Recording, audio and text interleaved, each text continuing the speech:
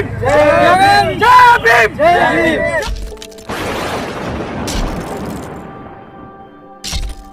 आप देख रहे हैं बीजापुर समय, मैं आपके साथ खलील कलादगी। बीजापुर में धूमधाम से मनाई जा रही है डॉक्टर बाबा साहेब अम्बेडकर की 134वीं जयंती। देश भर में हर साल 14 अप्रैल को भारतीय संविधान के निर्माता, महान समाज सुधारक, भारत रत्न डॉक्टर भीमराव अंबेडकर की जयंती बड़े ही सम्मान और उत्साह के साथ धूमधाम से मनाई जाती है। डॉक्टर भीमराव अंबेडकर को बाबा साहेब अम्बेडकर के नाम से भी जाना जाता है। डॉक्टर बाबा साहेब अम्बेडकर ने शिक्षा, समानता और मानव अधिकारों को समाज में स्थापित करने की दिशा में कई सारे महत्वपूर्ण निर्णय लिए थे। डॉक्टर बाबा साहेब अम्बेडकर की जयंती हमें उनके आदर्शों और विचारों को अपनाकर एक समान और न्यायपूर्ण समाज की ओर बढ़ाने की प्रेरणा देती है। आज 14 अप्रैल 2025 सोमवार को बीजापुर शहर में डॉक्टर बाबा साहेब अम्बेडकर की 134वीं जयंती बड़े ही सम्मान और हर्ष उल्लास के साथ धूमधाम से मनाई जा रही है, जिसके चलते आज बीजापुर शहर के डॉक्टर बाबा साहेब अम्बेडकर सर्कल में Bijapur district incharge minister doctor M B. Patil, Bijapur जिला सांसद रमेश जिगजिणगी, बीजापुर नगर विधायक बसनगौड़ा पाटिल यत्नाड़, बीजापुर डीसी टी भूबालन, बीजापुर जिला एसपी लक्ष्मण निंबरगी, बीजापुर जिला पंचायत के सीईओ ऋषि आनंद, कांग्रेस नेता अब्दुल हमीद मुशरिफ, बीजापुर कॉरपोरेशन कमिश्नर विजय मैक्कलकी, विजयपुर डेवलपमेंट अथॉरिटी वीडीए अध्यक्ष कन्नान मुशरिफ, पूर्व मंत्री बीजेपी नेता अप्पा साहेब पटनचट्टी, पूर्व पार्षद उमेश वंदाल, कई सरकारी अधिकारी एवं कर्मचारियों के अलावा बड़ी संख्या में दलित, हिंदू, मुस्लिम सभी धर्म के नेताओं के साथ साथ और भी लोग पहुंचकर डॉक्टर बाबा साहेब अम्बेडकर की प्रतिमा पर माला अर्पण कर उन्हें याद करते हुए श्रद्धांजलि अर्पित कर डॉक्टर बाबा साहेब अम्बेडकर द्वारा जन कल्याण के लिए किए गए अभूतपूर्व योगदान को याद किया गया। इस मौके पर Bijapur district incharge minister doctor M B. Patil, Bijapur जिला सांसद रमेश जिगजिणगी, बीजापुर नगर विधायक बसनगौड़ा पाटिल यत्नाड़, बीजापुर डीसी टी भूबालन, बीजापुर जिला पंचायत के सीईओ ऋषि आनंद, पूर्व पार्षद उमेश वंदाल, भीम आर्मी कर्नाटका एकता मिशन के राज्य अध्यक्ष मतीन कुमार और दलित सेना के राज्य प्रधान कार्यदर्शी राजशेखर कुद्री ने बात करते हुए सभी लोगों को डॉक्टर बाबा साहेब अम्बेडकर की 134वीं जयंती की शुभकामनाएं व्यक्त करते हुए अपने अपने विचार व्यक्त किए। जय भीम जय भीम जय भीम जय भीम जय भीम। ಇಂದು ವಿಶ್ವಾದ್ಯಂತ ಮತ್ತು ವಿಶೇಷವಾಗಿ ನಮ್ಮ ಭಾರತ ದೇಶದಲ್ಲಿ ಸಂವಿಧಾನ ಶಿಲ್ಪಿ ಭಾರತ ರತ್ನ ಡಾಕ್ಟರ್ ಬಾಬಾ ಸಾಹೇಬ್ ಅಂಬೇಡ್ಕರ್ ಅವರ ಜನ್ಮ ದಿನೋತ್ಸವನ ನಾವು ಆಚರಣೆ ಮಾಡ್ತಾ ಇದ್ದೀವಿ।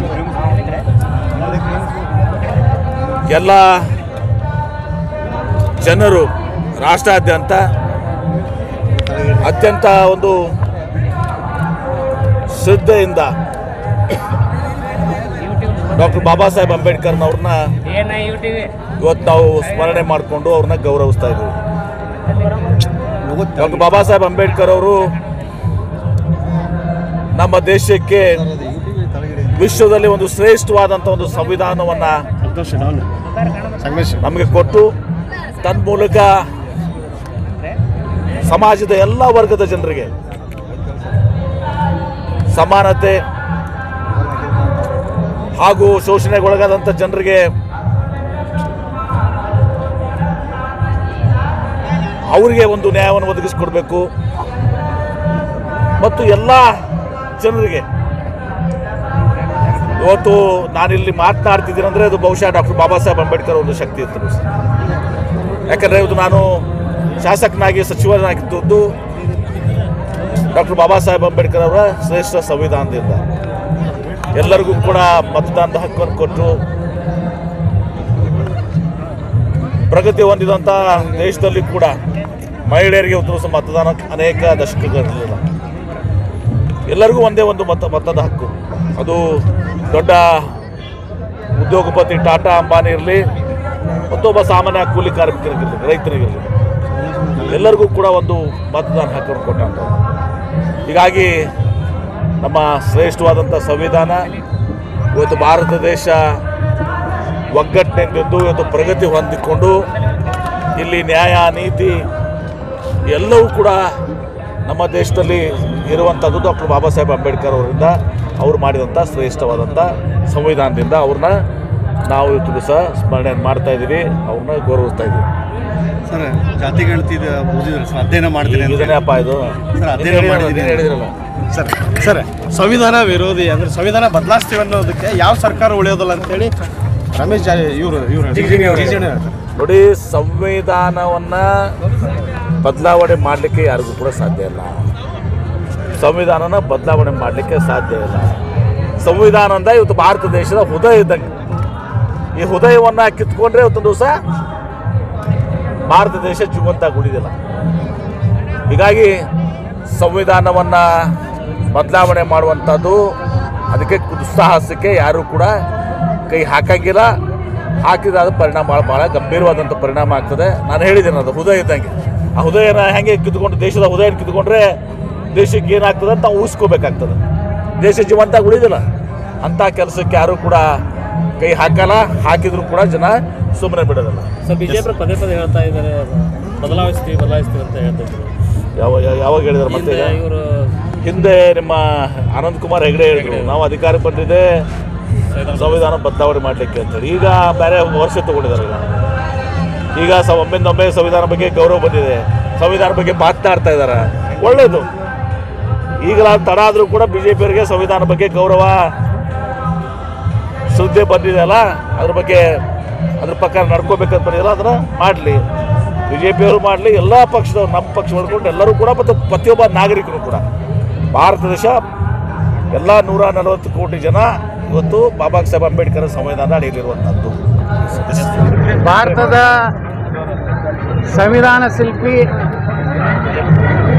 ಸಾಮಾಜಿಕ ಕ್ರಾಂತಿಯ ಹರಿಕಾರ, ಭಾರತ ರತ್ನ ಡಾಕ್ಟರ್ ಬಾಬಾ ಸಾಹೇಬ್ ಅಂಬೇಡ್ಕರ್ ಅವರ 134ನೇ ಜಯಂತಿಯ ಹಾರ್ದಿಕ ಶುಭಾಶಯಗಳನ್ನು ಇಡೀ ದೇಶದ ಜನರಿಗೆ, ನಾಡಿನ ಜನರಿಗೆ, ವಿಜಯಪುರದ ಜಿಲ್ಲೆಯ ಜನರಿಗೆ ನಾನು ಸಲ್ಲಿಸ್ತಾ ಇದ್ದೀನಿ. ಪೂಜ್ಯ ಬಾಬಾ ಸಾಹೇಬ್ ಅಂಬೇಡ್ಕರ್ ಅವರು ಬರೆದಂಥ ಸಂವಿಧಾನ ಸೂರ್ಯಚಂದ್ರರಿಗೆ ಈ ದೇಶದ ಸಂವಿಧಾನ ಆಗಿ ಉಳಿತದೆ. ಯಾವುದೇ ಕಾಲಕ್ಕೂ ನಮ್ಮ ಸಂವಿಧಾನಕ್ಕೆ ಧಕ್ಕೆ ಆಗದಂತೆ ಇವತ್ತು ನರೇಂದ್ರ ಮೋದಿಯವರಾಗಲಿ, ನಮ್ಮ ಯಾವುದೇ ನಾಯಕರು ಯಾವುದೇ ಪರಿಸ್ಥಿತಿಯಲ್ಲಿ ಈ ಸಂವಿಧಾನಕ್ಕೆ ಧಕ್ಕೆ ಆಗದಂತೆ ನೋಡ್ಕೊಂತ ಒಂದು ಅಚಲ ವಿಶ್ವಾಸ ನಮಗಿದೆ. ಅದಕ್ಕೆ ಬಾಬಾ ಸಾಹೇಬ್ ಅಂಬೇಡ್ಕರ್ ಅವರ ಜನ್ಮ ದಿವಸ ನಮಗೆಲ್ಲ ಒಂದು ಹಬ್ಬ.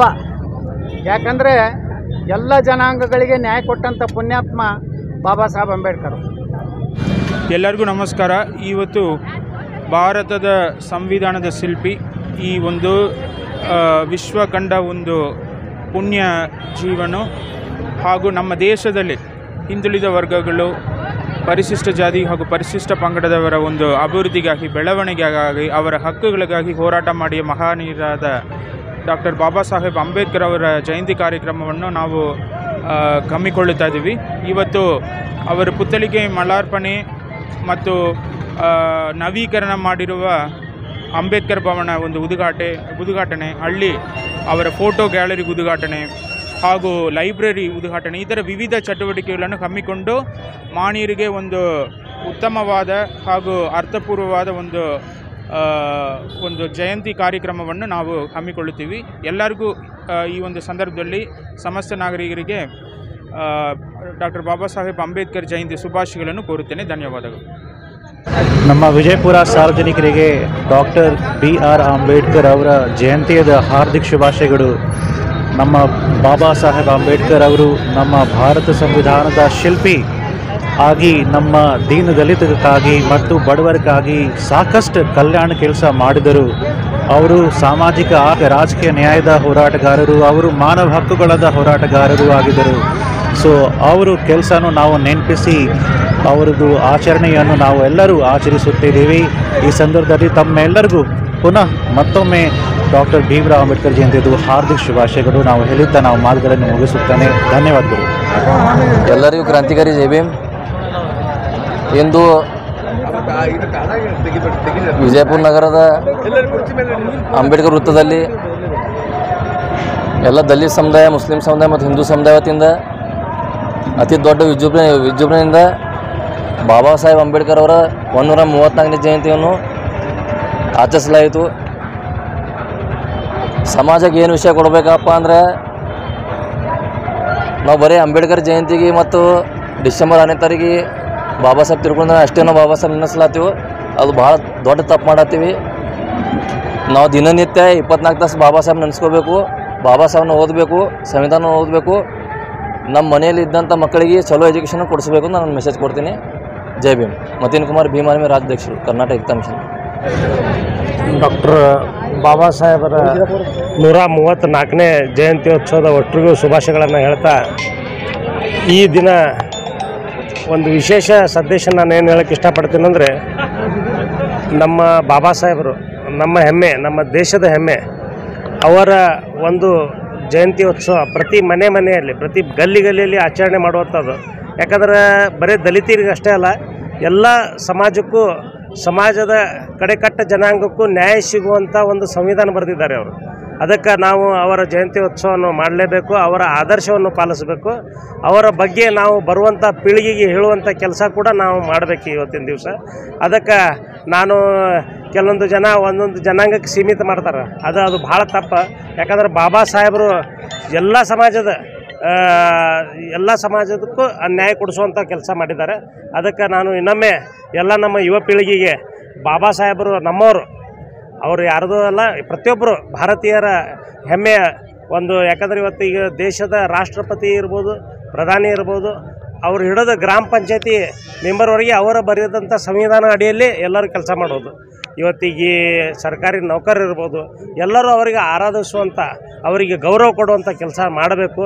ಇವತ್ತಿನ ದಿನ ಪ್ರತಿಯೊಬ್ಬರ ಮನೆಯಲ್ಲಿ ಬಾಬಾ ಸಾಹೇಬರ ಒಂದು ಫೋಟೋ ಇಟ್ಟು ಅವರ ಪೂಜೆ ಮಾಡುವಂಥ ಕೆಲಸ ಪ್ರತಿ ಮನೆಯಲ್ಲಿ ಆಗಬೇಕಂತಂದು ನಾನು ಆಶೆ ಪಡ್ತೀನಿ. ವಿಶ್ವಜ್ಞಾನಿ ಡಾಕ್ಟರ್ ಬಾಬಾ ಸಾಹೇಬ್ ಅಂಬೇಡ್ಕರ್ ಅವರ 134ನೇ ಜಯಂತ್ಯೋತ್ಸವ ಶುಭಾಶಯಗಳು. ಇಡೀ ಜಗತ್ತಿನಾದ್ಯಂತ ಇವತ್ತು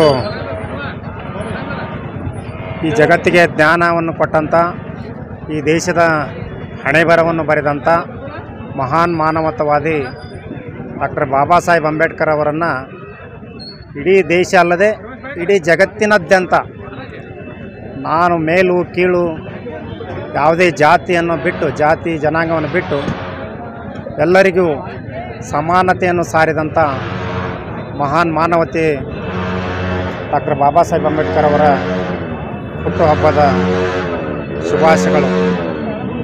134ನೇ ಜಯಂತಿ ಶುಭಾಶಯಗಳು. ಇಡೀ ಸಿಂಬಲ್ ಆಫ್ ನಾಲೆಜನ್ನು ಅಂತ ಬ್ರಿಟನ್ 134 ದೇಶಗಳಲ್ಲೂ ಕೂಡ ಇದನ್ನು ಸಂಭ್ರಮಣೆ ಮಾಡ್ತಿದ್ದಾರೆ. ಇಡೀ ದೇಶದಂತ ಮಾಡತಕ್ಕಂಥ ಅವರ ಮಹಾನ್ ಕ್ರಾಂತಿ, ಯಾವುದೇ ಕ್ರಾಂತಿ ಮಾಡಲಾರದೆ ಎಲ್ಲರಿಗೂ ಶಾಂತಿ ಸಂದೇಶವನ್ನು ಕೊಟ್ಟಂಥ ಡಾಕ್ಟರ್ ಬಾಬಾ ಸಾಹೇಬ್ ಅಂಬೇಡ್ಕರ್ ಅವರ ಜಯಂತಿಯ ಮತ್ತೊಮ್ಮೆ ಶುಭಾಶಯಗಳಂತೆ. ಜೈ ಭೀಮ್. ರಾಜಶೇಖರ್ ಕುದ್ರಿ, ದಲಿತ ಸೇನೆ ರಾಜ್ಯ ಪ್ರಧಾನ ಕಾರ್ಯದರ್ಶಿ.